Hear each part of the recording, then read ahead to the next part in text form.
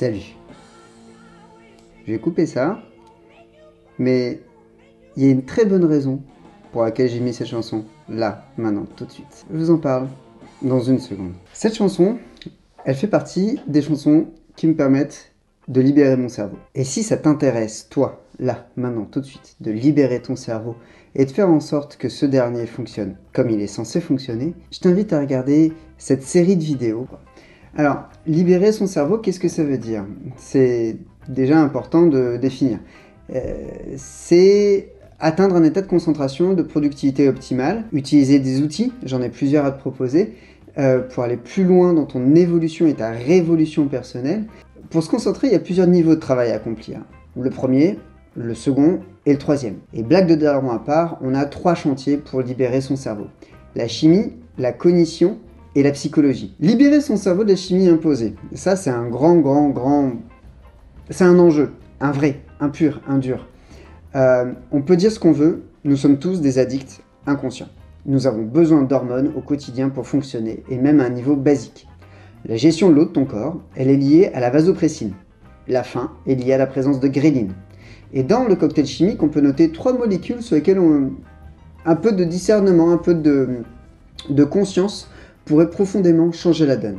La dopamine, la mélatonine et la caféine, mais pas pour les raisons que tu penses. On va commencer par la dopamine. C'est l'hormone du bonheur, de la récompense. C'est elle qui fait que tu deviens accro à ton téléphone et aux notifications.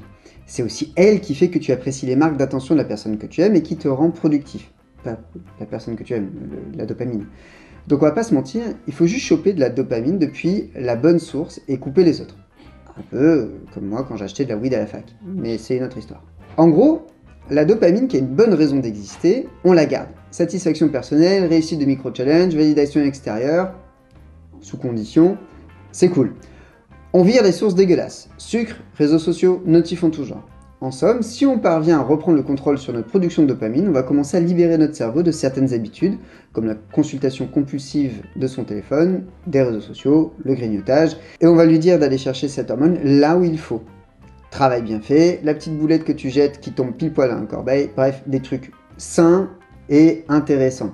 Donc, le mieux est évidemment d'éviter le mécanisme de récompense immédiate. Parce que le cerveau, en bon flemmard, va aller au plus simple, la notif, le réseau social. Sauf qu'en faisant ça, on désapprend à se concentrer, ce qui n'a pas vraiment d'avantage, et en plus, on s'enfonce dans l'ornière. Un autre neurotransmetteur sur lequel il est bon d'être attentif, d'être conscient de ce que nous faisons, c'est la mélatonine. C'est une hormone produite par la glande pinéale qui indique à ton corps que l'heure du dodo arrive, sauf qu'elle se fait éclater facilement par un truc simple, la lumière bleue. On va partir à la base. Précisément dans ton hypothalamus, là il y a un petit truc qui s'appelle le noyau suprachiasmatique, qui est en gros le boss de ton horloge biologique. Quand on s'expose trop à la lumière artificielle et à la lumière bleue, c'est que ce qui est dit à notre noyau, c'est il fait plein jour. Et pour lui c'est vrai. Au niveau des yeux, au niveau de la peau, il reçoit des informations cohérentes avec cette notion-là. Là, on a un problème. On a un problème parce qu'en vrai, il est 18h passé, tu devrais commencer à entrer dans une phase de production de mélatonine qui te permettra, quand ton organisme sera suffisamment chargé en mélatonine, de glisser dans le sommeil, ce qu'on appelle le marchand de sable. La principale source de lumière bleue, c'est le ciel.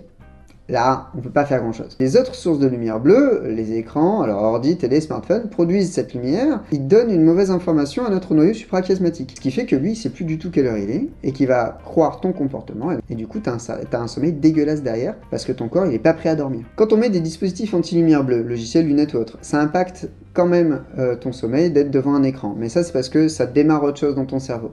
Globalement, part du principe que plus tu regardes un écran tard, plus tu te couches tard, et moins bien tu dors.